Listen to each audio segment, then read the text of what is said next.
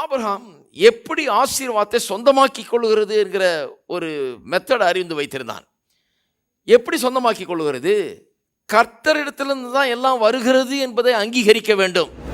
அன்றியும் உன்னதமான தேவனுடைய ஆசாரியனாயிருந்த சாலேமின் ராஜாவாகிய மெல்கிசேதேக்கு அப்பமும் திராட்சரசமும் கொண்டு வந்து அவனை ஆசீர்வதித்து, வானத்தையும் பூமியும் உடையவராகிய உன்னதமான தேவனுடைய ஆசீர்வாதம் ஆபிரகாமுக்கு உண்டாவதாக, உன் சத்துருக்களை உன் கையில் ஒப்பு கொடுத்த உன்னதமான தேவனுக்கு ஸ்தோத்திரம் என்று சொன்னான். இவனுக்கு ஆபிரகாம் எல்லாவற்றிலும் தசம பாகம் கொடுத்தான். சோதோமின் ராஜா ஆபிரகாமை நோக்கி, ஜனங்களை எனக்கு தாரும், பொருளை நீர் எடுத்துக்கொள்ளும் என்றான். அதற்கு ஆபிரகாம் சோதோமின் ராஜாவை பார்த்து, ஆபிரகாமை ஐஸ்வர்யவானாக்கினேன் என்று நீர் சொல்லாதபடிக்கு நான் ஒரு சரட்டையாகிலும் பாதரட்சியின் வாரையாகிலும் உமக்கு உண்டானவில் யாதொன்று ஆகிலும் எடுத்துக்கொள்ளேன் என்று வானத்தையும் பூமியும் உடையவராகிய உன்னதமான தேவனாகிய கர்த்தருக்கு நேராக என் கையை உயர்த்துகிறேன். 2 ராஜாக்கள் வர்றாங்க. ஒரு ராஜா மெல்கிசேதேக்கு தசமபாகத்தை வாங்கிட்டு ஆசீர்வாதத்தை கொடுக்க வந்திருக்கிறாரு. இன்னொரு ராஜா சோதோமின் ராஜா, அவன் பிசாசு கொப்பாக இருக்கிறான். அவன் என்ன சொல்கிறான்? பொருள்களை எல்லாம் நீ வைத்துக்கொள். நான் சொல்கிறேன் பாருங்க, பிசாசு சில நேரத்தில் அப்படி சொல்கிறான், இதெல்லாம் நீ, நான் உனக்கு எல்லாம் தரேன் நாக்கும், நான் சொல்கிற மெத்தடில் போன எல்லாம் செய்வேன். நான் சொல்கிறேன், பிசாசு அழிவையும் மரணத்தையும் கெடுதியும் தவிர வேறு எதையும் அவன் செய்யவே முடியாது. ஆகவே ஒவ்வொரு முறை நம்முடைய கையில் பணமோ பொருளோ கிடைக்கும் போதெல்லாம் அங்கே ஒரு விசுவாசத்தை நாம் பயிற்சிவிக்க வேண்டியதாக இருக்கிறது. இருக்கீங்களா? இதை என்ன பண்ண போகிறேன், இதை வைத்து என்ன பண்ண போகிறேன்? முதல் காரியம் என்ன வரணும்? இதை வைத்து நான் கர்த்தருக்கு என்று முதல்ல சம்பளத்தை கையில் வாங்கின உடனே என்ன ஞாபகம் வரணும்? கர்த்தருக்கு நான் கொடுக்க போகிறேன். திருப்பி செல்வோம் ஆதியாகமம் 14ஆம் அதிகாரத்துக்கு 18ஆம் வசனம். அன்றியும் உன்னதமான தேவனுடைய ஆசாரியனார் இந்த சாலேமின் ராஜாவாகிய மெல்கிசேதேக்கு அப்பமும் திராட்சரசமும் கொண்டு வந்து அவனை ஆசீர்வதித்து, வானத்தையும் பூமியும் உடையவராகிய உன்னதமான தேவனுடைய ஆசீர்வாதம் ஆபிரகாமுக்கு உண்டாவதாக. ஆசீர்வாதம் ஆபிரகாமுக்கு உண்டாவதாக என்றார். என்ன ஆசீர்வாதம் உண்டாச்சுன்னு சொல்ல போகிறோம். 3 விதமான ஆசீர்வாதங்களை ஆபிரகாமுக்கு உண்டானது என்று பார்க்கிறோம். 3 விதங்கள் ஆபிரகாமுக்கு உண்டான ஆசீர்வாதம். அதில் முதல்ல என்ன? ப்ரமோஷன். ப்ரமோஷன் என்று சொன்னால் வாழ்க்கையிலே உயர்வு, கனம், அந்தஸ்து எல்லாம் சொல்லுங்க. ப்ரமோஷன். ப்ரமோஷன் சொன்னால் வாழ்க்கையில் ஒரு ப்ரமோஷன். கீழான ஒரு நிலையில் இருக்கிறவனை கொண்டு மேலான ஒரு நிலையில் வைக்கிறது. ஒன்றுமில்லாமல் இருக்கிற ஒரு மனுஷன் எடுத்துக்கொண்டு அவனுடைய வாழ்க்கையை உன்னதமான ஒரு வாழ்க்கையை, அற்புதமான ஒரு வாழ்க்கையை, ஆசீர்வாதமான ஒரு வாழ்க்கையாய் மாற்றுகிறது. அதுதான் ப்ரமோஷன். எத்தனை பேருக்கு ப்ரமோஷன் பேரில் நம்பிக்கை இருக்குது? ப்ரமோஷன் கர்த்தரிடத்திலிருந்து வருகிறது என்று வேதம் சொல்லுகிறது. அப்போ வாழ்க்கையில் கர்த்தர் உங்களை ப்ரமோட் பண்ண விரும்புகிறார். நீங்கள் இன்றைக்கு இருக்கிற நிலை ஒரு நிலையாக இருக்கலாம், ஆனால் கர்த்தர் நீங்கள் முன்னேறி செல்ல வேண்டும் என்று அவர் விரும்புகிறார். உங்களுக்கு ப்ரமோஷனை அவர் வைத்திருக்கிறார். அதை மனசில் வைத்து கொண்டு தான் ஆசீர்வாதத்தை சொல்லுகிறார். வானத்தையும் பூமி உடையவராகிய உன்னதமான தேவனுடைய ஆசீர்வாதம் ஆபிரகாமுக்கு உண்டாவதான்னு சொல்கிறார். உன் சத்துருக்களை உன் கையில் ஒப்பு கொடுத்த உன்னதமான தேவனுக்கு ஸ்தோத்திரம் என்று சொன்னான். இவனுக்கு ஆபிரகாம் எல்லாவற்றிலும் தசமபாகம் கொடுத்தான். அப்போ பாருங்க, முதலாவது காரியம் ஆபிரகாமுக்கு ஒரு மேன்மை. ஏன்னு சொன்னால் தேவனோடு கூட இவன் கைகோர்த்து விட்டான். என்னைக்கு தேவனோடு கைகோர்த்து அந்த உடன்படிக்கையில் நாம் கைகோர்க்கிறோமோ அன்றைக்கு நம்ம இருக்கிற இடத்துலேருந்து நம்ம தூக்குகிறார வழியை நம்ம கீழே போக முடியாது. கீழே போக முடியாது, நம்ம தூக்குகிறார். அதனால தான் பாருங்கள், இஸ்ரவேல் மக்கள்லாம் போன இடத்துலலாம் சொல்கிறாரு, அந்த ஜனங்களோட கலந்துராதீங்க, போய் சேர்ந்துராதீங்க. ஏன்னு சொன்னால் அவங்களாம் தெய்வம் இல்லாத ஒன்றை வணங்கி கொண்டிருக்கிறார்கள். அவர்கள் வாழ்க்கை முறை தவறாக இருக்குது. அவருடைய தேவனை அறியாமல் இருக்கிறார்கள். அவர்களோட கலந்துட்டிங்கன்னா, அங்கெல்லாம் போய் கல்யாணம் பண்ணிட்டீங்கன்னா என்ன ஆகுன்றாரு? அவர்கள மாதிரியே நீங்களும் ஆயிடுவீங்கிறார். அதில் பாருங்கள், கல்யாணம் என்கிறது ஒரு கவனன்ட், ஒரு ஒப்பந்தம். அந்த ஒப்பந்தத்தில் என்ன பண்ணுற, ஒரு ஆணும் பெண்ணும் போய் கணவனும் மனைவியும் ஆகிறார்கள். அவர்கள் ஒரே மாம்சமாகி விடுகிறார்கள். இருவராயிராமல் ஒரே மாம்சமாயிடுறாங்க. அப்போ என்ன, ஒருத்தர் எப்படி இருக்கிறாரோ அப்படி தான் இன்னொருத்தர் மாறிடுறாங்க. ஒருத்தர் ஒரு மாதிரியாக இன்னொரு மாதிரியாக இருக்கிறது இல்லை. 2 பேரும் ஒரே மாதிரியாக மாறிடுறாங்க.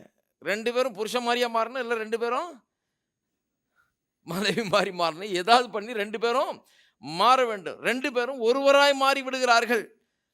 அதனால தான் சொல்கிறாரு, அங்கே போனீங்கன்னா நீ கீழே போயிடுவேன். ஏன்னா அங்கே ஆசீர்வாதம் இல்லை, அங்கே கர்த்தருடைய ஆசீர்வாதம் கிடையாது. தவறான வழிமுறைகள், தவறான வாழ்க்கை பழக்க வழக்கங்கள், தவறான வாழ்க்கை, தேவனை அறியாத ஒரு நிலை. அங்கே போய் அங்கே சேர்ந்தினா உன்னை அது கீழே இழுத்துரும்பா. நீ சேரணுன்னா சரியான இடத்துல சேருங்கிறாரு. அப்பதான் நீ என்ன பண்ணுவ, மேலே போக முடியும். அப்ப கர்த்தரோடு கூட நமக்கு உள்ள உடன்படிக்கை என்கிறது ஒரு பெரிய இந்த கல்யாண ஒப்பந்தம் மாதிரி பாருங்க. அந்த ஒப்பந்தத்தில் நாமும் அவரும் ஒன்று போல ஆகிவிடும். அவர் உன்னதமான தேவன் மட்டுமல்ல, அவர் வானத்தையும் பூமி உண்டாக்குனவர் உடையவர் என்று மட்டுமல்ல, நாமும் வானத்தையும் பூமி உடையவர்களாக மாறிவிடுகிறோம். அவர் எப்படியோ அது போலவே நாமும் மாறிவிடுகிறோம். நல்லா கவனிக்கணும் பாருங்க. அவர் மட்டும் வானத்தையும் பூமி உடையவராகிய உன்னதமான தேவன் அல்ல, நானும் அந்த தேவனுடைய பிள்ளையாகி விடுகிறேன், அவருடைய குடும்பத்தில் ஒருவனாகி விடுகிறேன். நானும் வானத்தையும் பூமி உடையவனாகிய சாம் அப்படின்னு ஆயிடுறேன். அவர் என்னவோ அது போலவே நானும் ஆகிவிடுகிறேன். இருக்கீங்களா? ஹலோ. அதனால தான் அந்த காலத்தில் பாருங்க, யார் இது, காலேபா, அவங்க பொண்ணை கேட்டு வந்தான் ஒருத்தன். சொன்னார், நீ எத்தனை பேரை கொல்லுவேங்கிறார். அதை முதல்ல காமி. இப்போல்லாம் கேட்குறவங்க என்ன கேட்குறாங்க, எவ்வளோ தருவீங்கன்னு கேட்குறாங்க. அப்போ கதையை வேற. நீ என்ன பண்ணல, எத்தனை சிங்கத்தை அடிப்ப, எத்தனை புலி அடிப்ப, எத்தனை யுத்தத்தில் ஜெயிப்ப, நீ என்ன பண்ண முடியும் முதல்ல காமின்றார். ஏன்னா ஒன்றுமே பண்ண முடியாதுன்னு கட்டி கொடுத்தா அவன் தன்னுடைய நிலவைக்கு இவ்வளோ இழுத்துருவான். எதையாவது ஒன்று சாதிக்கிறவனா உன்னை காமி முதல்ல.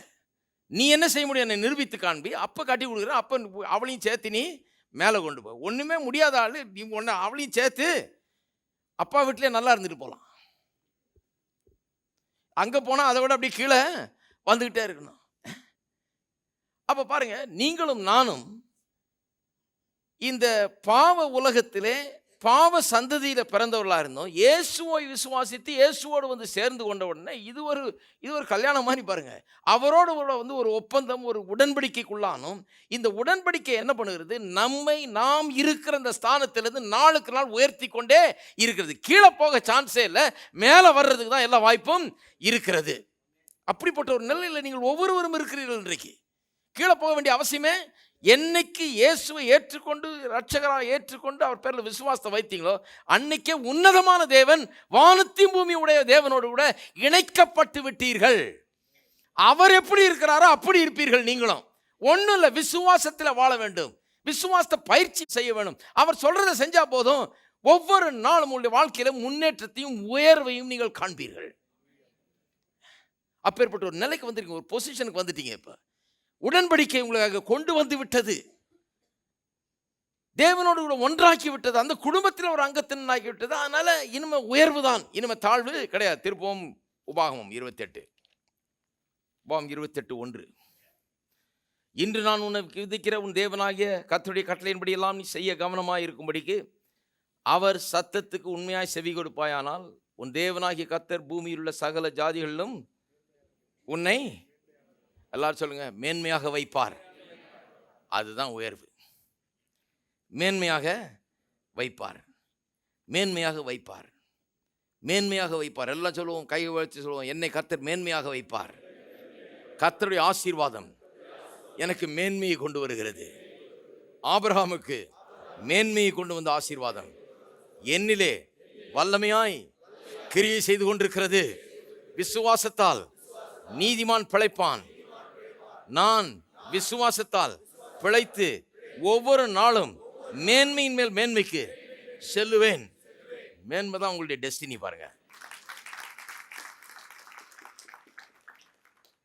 பஞ்சமல்ல, குறைவல்ல, தாழ்ச்சி இல்லை, மேன்மை. இந்த 28ஆம் அதிகாரத்தை மீதியெல்லாம் வாசித்து பார்த்தீங்கன்னா ஆச்சரியமா இருக்கும். பாருங்க, சொல்லப்படும் ஆசீர்வாதங்களும் உண்மையில் வந்து உனக்கு பலிக்கும்னு சொல்லப்பட்டிருக்கிறது. பட்டணத்திலும் ஆசீர்வதிக்கப்பட்டிருப்பாய், வெளியிலும் ஆசீர்வதிக்கப்பட்டிருப்பாய். கற்பத்தின் கனி, நிலத்தின் கனி, மாடுகளின் பெருக்கம், மாடுகள் மந்தைகளாகிய மிருகஜீவன் பலனும் ஆசீர்வதிக்கப்பட்டிருக்கும்.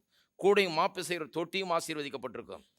வருகையிலும் ஆசீர்வதிக்கப்பட்டிருப்பாய், போகையிலும் ஆசீர்வதிக்கப்பட்டிருப்பாய். இப்படிதான் மேன்மை, எல்லாவற்றிலும் மேன்மை. பாருங்க, உனக்கு விரோதமாக வருகிறவர்கள் ஒரு வழியாக வந்து 7 வழியாய் ஓடி போவார்கள். உன் களஞ்சியங்களிலும் கையிடும் எல்லா வேலையிலும் உனக்கு ஆசீர்வாதம் கட்டளையிடுவார். எல்லாத்திலும் ஆசீர்வாதம். தேவனாகிய கர்த்தர் உனக்கு கொடுக்கும் தேசத்தில் உன்னை ஆசீர்வதிப்பார். இப்படியே வாசிக்கிட்டே போனீங்கன்னா பாருங்க, 12ஆம் வசனம், ஏற்ற காலத்தில் தேசத்திலே மழை பெய்யும், கையிட்டு செய்ய வேலையெல்லாம் ஆசீர்வதிக்கும். கர்த்தர் உனக்கு தமது நல்ல பொக்கிஷசாலையாகிய வானத்தை திறப்பார். நீ அநேகம் ஜாதிகளுக்கு கடன் கொடுப்பாய், நீயோ கடன் வாங்காதிருப்பாய். 14ஆம் வசனம் சொல்லியிருக்கிறது, நீ வாளாகாமல் தலையாவாய், கீழாகாமல் மேலாவாய். இதுதான் மேன்மை. எல்லாம் சொல்லுங்க, நான் கீழாகாமல் மேலாவேன். கீழாகாமல் மேலாகிறதுக்குனே கர்த்தர் உங்களை தெரிந்தெடுத்திருக்கிறார். ரட்சிப்புங்கிறது ஏதோ பாவத்திலிருந்து உளையான சேற்றிலிருந்து மீட்டு அப்புறம் அப்படியே பரலோகம் கொண்டு போகிறதில்ல. ரட்சிப்பு என்கிறது உளையான சேற்றிலிருந்து மீட்டு உங்களை சுத்திகரித்து கழுவி நடு வீட்டில் கொண்டாந்து அவருடைய வீட்டில் உட்கார வச்சு சுதந்திரவாளியாக உங்களை மாற்றி எல்லாவற்றுக்கும் கீழாகாமல் மேலாவாய், கீழாகாமல் மேலாவாய். இந்த வசனத்தை நான் தினந்தோறும் நினைவு கூறுறேன். கீழாகாமல் மேலாவாய். நீ கீழே போகிறதில்ல, மேலே தான் போயிட்டே இருப்ப. ஒவ்வொரு நாளும் உனக்கு முன்னேற்றம் தான், ஒவ்வொரு நாளும் உனக்கு உயர்வு தான் என்பதை நான் விசுவாசிக்கிறேன். போகையிலும் வருகையிலும் நான் இந்த உயர்வை விசுவாசிக்கிறேன். கர்த்தர் உனக்கு உயர்வை தருவார், எல்லார் மத்தியிலும் கனத்தையும் அந்தஸ்தையும் தருவார், உயர்வை உனக்கு வைத்திருக்கிறார் என்று எனக்கு நான் சொல்லிக் கொள்கிறேன். எல்லாரும் கையில் வைத்து சொல்லுங்க, கர்த்தர் என்னை மேன்மையாக வைப்பார். நான் கீழாகாமல் மேலாவேன், வாளாகாமல் தலையாவேன். அதற்காகவே ரட்சிக்கப்பட்டிருக்கிறேன்.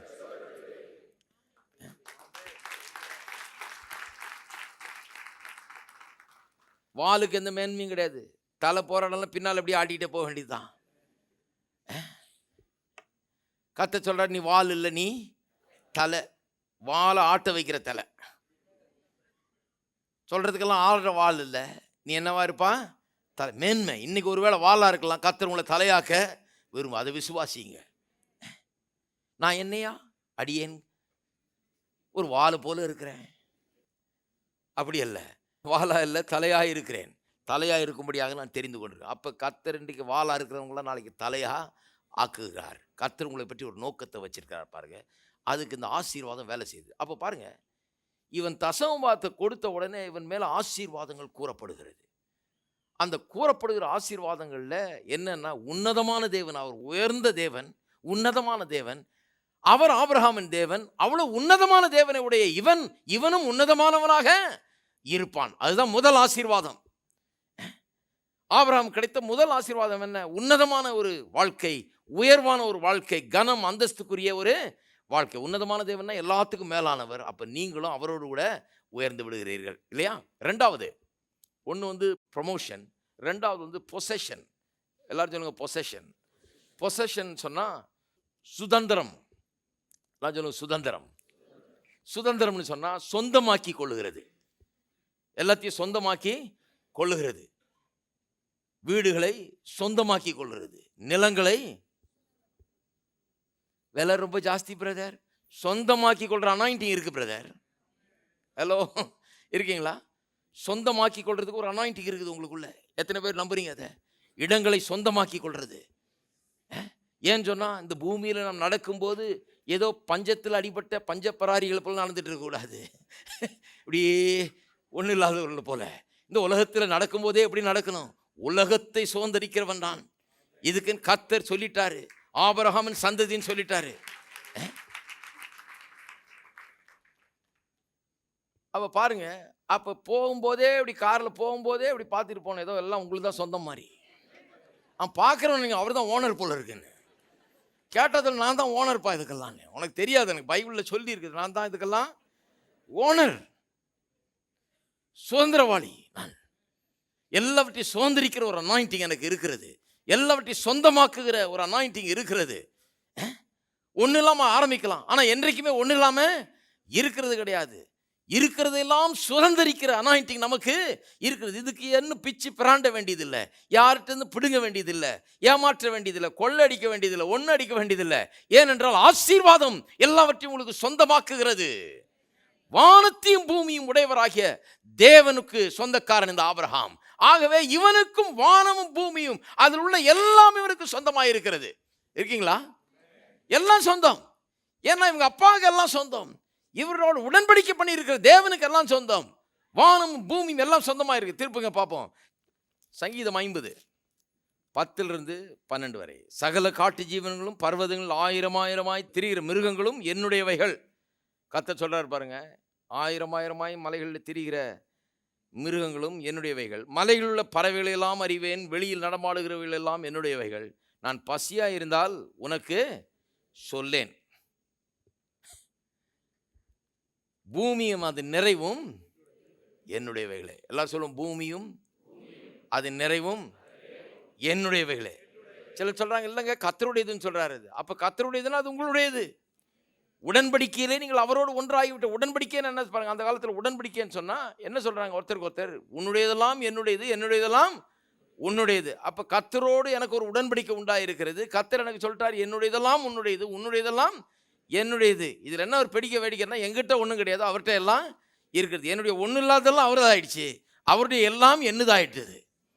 நான் தான் இதுல பெரிய ப்ளஸ்ல வந்திருக்கிறேன். இப்போ அவர் என்னால் பெட்டரா இல்லை, அவர் என்னால் பெரிய செழிப்பாக இல்லை, அவர் என்னால் வாழ்ந்தில்லை, நான் அவரால் வாழ்ந்திருக்கிறேன். என்னுடைய ஒன்றுமில்லாமல் எல்லாம் அவர்கிட்ட கொடுத்துட்டேன். அவர்கிட்ட இருக்கிற ஐஸ்வர்யத்தெல்லாம் அவர் எனக்கு கொடுத்து விட்டார். என்னுடையதெல்லாம் உன்னுடையது என்று சொல்றது தான் உடன்படிக்கை. உடன்படிக்கை என்னன்னா, அந்த உடன்படிக்கையில் இருக்கிற ஆள் ஒருவனுக்கு ஏதாவது தேவையாக இருந்தால் அவன் யாரோடு உடன்படிக்கிறானோ அவனிடத்துல போகலாம். அவனுடைய மேஜையில் உட்கார்ந்து சாப்பிடுவதற்கு, அவனுடைய எல்லாவற்றையும் சொந்தமாக்கி கொள்வதற்கு அவனுக்கு அதிகாரம் இருக்கிறது. அதான் உடன்படிக்கை. பாருங்க, அப்ப நான் சொல்லுகிறேன், வானத்தையும் பூமியும் உடையவராய் இருக்கிற தேவன் என்று மெல்கிசேதேக்கு சொல்லுகிறார். ஏன் சொல்றார் அப்படி? உன்னதமான தேவன் சொன்னாரு. உன்னதமான தேவன் சொன்னா உயர்வான தேவன். அப்ப நீயும் உயர்ந்துதான் இருப்பேன்னு அர்த்தம். வானத்தையும் பூமியும் உடையவராய் இருக்கிற தேவன் சொன்னாரு. அப்ப என்ன அர்த்தம்? அப்போ ஆபிரகாமே, உனக்கு ஞாபகப்படுத்துறேன், நீ லேசான ஆள் இல்லை, சாதாரண இந்த உலகத்தில் இருக்க பணக்காரன் நினைக்காத, நீ உலகத்துக்கே சொந்தக்காரன். வானத்தையும் பூமியும் உடையவராய் இருக்கிற தேவனுடைய உடன்படிக்கை ஆள் நீ. அவரோடு உடன்படிக்கையில் இருக்கிற அந்த தேவனை நீ எண்ணிப்பார் என்று சொல்லுகிறார். கவனிங்க, ஆகாய்க்கு திருப்போம். இன்னொரு வசனத்தை வாசிக்கிறேன்.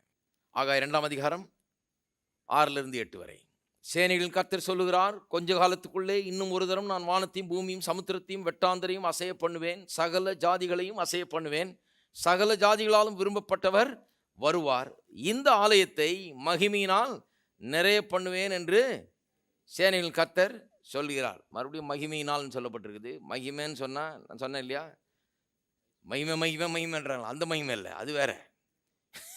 நிறைய இடங்களில் வேத மகிமைன்னும் போது இது ரொம்ப சொல்ல வேண்டியதாக இருக்குது பெந்தகோஸ்தேக்காரங்களுக்கு. ஏன்னா அவங்க அந்த மகிமையில் ரொம்ப ஃபோக்கஸ் பண்ணுறாங்க. அந்த மகிமை இருக்கட்டும், இந்த மகிமையும் கொஞ்சம் ஃபோக்கஸ் பண்ணுங்கள். இப்போ மகிமை மகிமை மகிமைன்னா என்ன பாருங்க, மகிமையினால் ஆலயத்தை நிறைய பண்ணுவேன்றாரு. அப்போ எதனால் நிறைய பண்ணுவார்? நான் காமிக்கிறேன். உங்களுக்கு சந்தேகம் இருந்தால் அடுத்த வசனத்தை வாசித்து பாருங்கள். வெள்ளியும் என்னுடையது, பொன்னும் என்னுடையது என்று சேனையில் கர்த்தர் சொல்லுகிறார். இந்த ஆலயத்தை மகிமையால் நிறைய பண்ணுவேன்னு சொல்லிட்டு வெள்ளியும் என்னுடையது பொன்னும் என்னுடையதுன்னு என்ன அர்த்தம்? நான் சொல்லுகிறேன், வெள்ளியும் பொண்ணு என்னுடையது, ஆகவே இந்த ஆலயத்தை வெள்ளியும் பொண்ணுனாலும் நான் நிரப்புவேன்னு சொல்றார். ஹலோ, இருக்கீங்களா? ஒரு சிலருக்கு புரிஞ்சது, இன்னொரு சிலருக்கு புரியல. இன்னொரு தடவை வரும் ரவுண்டு. ஆலயத்தை மகிமையால் நிரப்புவேன்னு சொன்னா ஏதோ அப்படியே மேகம் வந்து அப்படியே நிரப்புதுன்னு இல்லை, ஏதோ கர்த்தருடைய பிரசன்னையா, அது வேற. இதுல ஃபோக்கஸ் பண்ணி இங்க என்ன மகிமையை சொல்லியிருக்கு? மகிமையினால் ஆலயத்தை நிரப்புவேன்னு சொன்னா சொல்லிட்டு என்ன சொல்றாரு? ஏன் நிரப்புவேன்னா வெள்ளியும் பொண்ணு என்னுடையதுன்றாரு. அப்பனா எதனால நிரப்ப போறாரு? ஹலோ, பஞ்சத்திலே சிக்கி இருக்கிற ஆலயங்களை எல்லாம் எதுல நிரப்ப போறாரு? ஆலயங்கள் பஞ்சத்தில் இருக்கக்கூடாது, காசு இல்லாமல் இருக்கக்கூடாது, பணம் இல்லாமல் இருக்கக்கூடாது.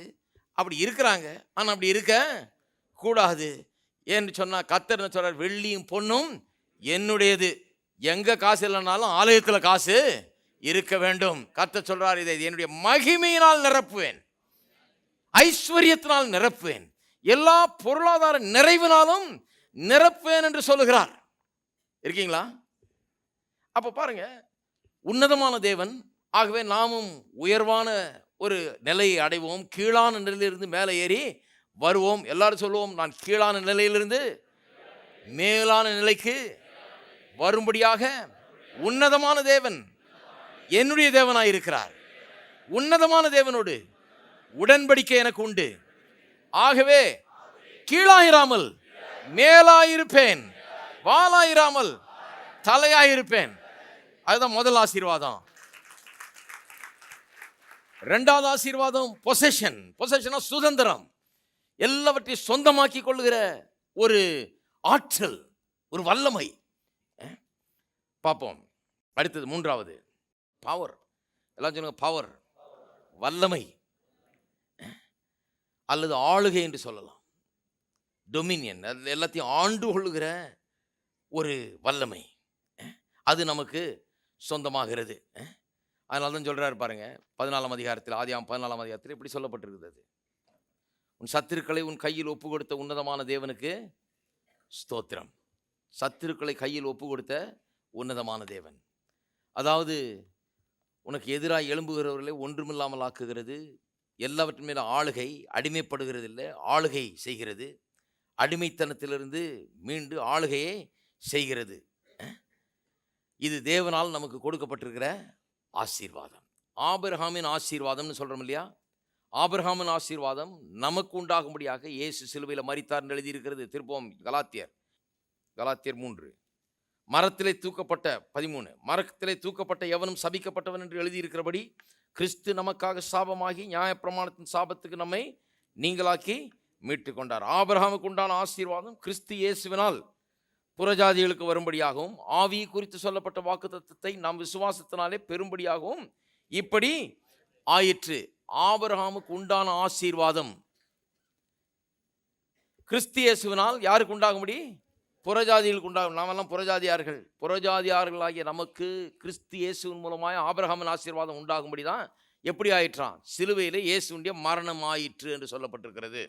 அப்போ அருமையானவர்களே, நான் சொல்லுகிறேன், இந்த ப்ரொமோஷன், பொசஷன் அண்ட் பவர், இந்த உயர்வு, அந்தஸ்து, கனம் மற்றும் சுதந்திரித்து கொள்ளக்கூடிய, எல்லாவற்றையும் சொந்தமாக்கி கொள்ளக்கூடிய ஆற்றல் மற்றும் எல்லாவற்றையும் ஆளுகை செய்யக்கூடிய ஆற்றல், இந்த ஆசீர்வாதங்கள் எல்லாம் உங்களுக்கு வந்து கிடைக்கும்படியாக தான் இயேசு சிலுவையில் வந்து மரித்தார். உங்களை உயர்த்துவதற்காக, உங்களுக்கு எல்லாவற்றையும் கொடுப்பதற்காக, உங்களை அடிமைகளிலிருந்து மாற்றி ஆளுகை செய்கிறவர்களாய் மாற்றும்படியாக, உங்களுக்கு ப்ரொமோஷனையும் பொசஷனையும் பவரையும் கொடுக்கும்படியாக, உங்களுக்கு ஆளுகிற தன்மையும் எல்லாவற்றையும் சொந்தமாக்கக்கூடிய ஆற்றலையும் ஒரு வாழ்க்கையில உயர்வையும் கட்டளையிடும்படியாக தான் இயேசு கிறிஸ்து வந்து கல்வாரி சிலுவையில மரித்தார். அப்ப நான் சொல்லுகிறேன், உயர்வுக்கு, சுதந்திரமாக்குவதற்கு மற்றும் ஆளுகை செய்வதற்கான ஆற்றல் உங்களுக்குள்ளே இருக்கிறது. அந்த ஆற்றல் தான் ஆசீர்வாதம். இருக்கீங்களா? அதுதான் ஆசீர்வாதம். அப்போ நாம் தசம பாகத்தை கொடுக்கும்போது கர்த்தரை கனம் பண்ணுகிறோம். கர்த்தர் தான் எனக்கு எல்லாத்துக்கும் ஆதாரம் சொல்கிறோம். அப்படி செய்யும்போது இந்த ஆசீர்வாதங்கள் எல்லாம் நமக்குள்ளே கிரியை செய்ய ஆரம்பிக்குது. அப்போ வேலைக்கு போகிறோம், அங்கே உயர்வு உண்டாகிறது. கையிட்டு செய்கிற வேலையில் பெருக்கம் உண்டாகிறது. கீழே எல்லாமே மேலே ஆகிவிடுறோம். கீழே இருக்கிறோம், ஆனால் நாளுக்கு நாள் மேலே ஆகி விடுகிறோம். ஒன்றும் இல்லாமல் இருக்கிறோம், ஆனால் எல்லாவற்றையும் சொந்தமாக்கி கொள்ளுகிறோம். பலவீனராக இருக்கிறோம், ஆனால் திடீர்னு பார்த்தா ஆளுகை செய்கிறவர்களாக, அதிகாரம் உள்ளவர்களாக மாறிவிடுகிறோம். இதெல்லாம் எப்படி வேலை செய்து? கர்த்தர் தான் எனக்கு ஆதாரம் என்கிறதை தசம பாகத்தின் மூலமாக ஆபிரகாம் காண்பித்தான். காண்பித்த உடனே இந்த ஆசீர்வாதங்கள் எல்லாம் அவன் மீது கூறப்பட்டது. இருக்கீங்களா? அப்போ நான் சொல்கிறேன், ஆபிரகாமின் ஆசீர்வாதம் உங்கள் மீது வர வேண்டும், என் மீது வர வேண்டும். அதற்காக தான் இயேசு சிலுவையில் மரித்தார். அது உங்களுக்கு எனக்கு சொந்தம். நான் சொல்கிறேன், இங்கே வந்து இது கேட்க கேட்க கொஞ்சம் லேசாக அப்படியே ஒட்டிக்கும். அது ஆனால் ஒட்டினா பத்தாது. லோத்து வந்து ஆபிரகாமோட கூட ஒட்டிக்கிட்டு இருந்ததுனால அவனுக்கு கொஞ்சம் ஒட்டிக்கிச்சு. அவனும் வெள்ளியும் பொண்ணுடைய சீமானா இருக்கிறான். அவனுக்கும் ஏராளமான சொத்து சேர்ந்துருச்சு பாருங்க, ஆபிரகாம கூட ஒட்டிக்கிட்டு இருந்ததுனால. ஆனால் ஒட்டிக்கிட்டு இருந்ததுனால சேர்றது வேற, நீங்களே எல்லாத்தையும் சுதந்திரமாக்கி கொள்வது வேற. நீங்கள் ஒட்டிகிட்டு இருக்கிறதுனால கொஞ்சம் ஆசீர்வாதத்தை அனுபவிக்க போறீங்களா? இல்லை, எல்லாவற்றையும் வசனத்தை விசுவாசித்து எல்லாவற்றையும் சொந்தமாக்கி கொள்ள போகிறீர்களா என்பது உங்களை பொறுத்தது. கர்த்தருடைய வார்த்தையை நாம் எப்படி எடுத்துக்கொள்கிறோம், எப்படி செயல்படுத்துகிறோம். கர்த்தர் சொல்லிட்டார், ஆசீர்வதிக்கிறேன்னு சொல்லிட்டாரு, பூமியை சுதந்திரித்துக் கொள்கிறேன்னு சொல்லிட்டாரு. இன்று முதல் நாம் என்ன செய்கிறோமோ, நாம் என்ன செய்கிறோமோ அதுதான் நமக்கு இது ஆசீர்வாதங்களை கொண்டு வந்து கொடுக்கிறது. ப்ரொமோஷன், பொசஷன் அண்ட் பவர் எல்லாம் உங்களுடையது. அதற்குரிய ஆசீர்வாதத்தை கர்த்தர் உங்கள் மீது கூறிவிட்டார். அதை சொந்தமாக்குங்கள். ஒவ்வொரு நாளும் விடாதீங்க. அது சொந்தமாகிற வரைக்கும் விட்டுறாதீங்க.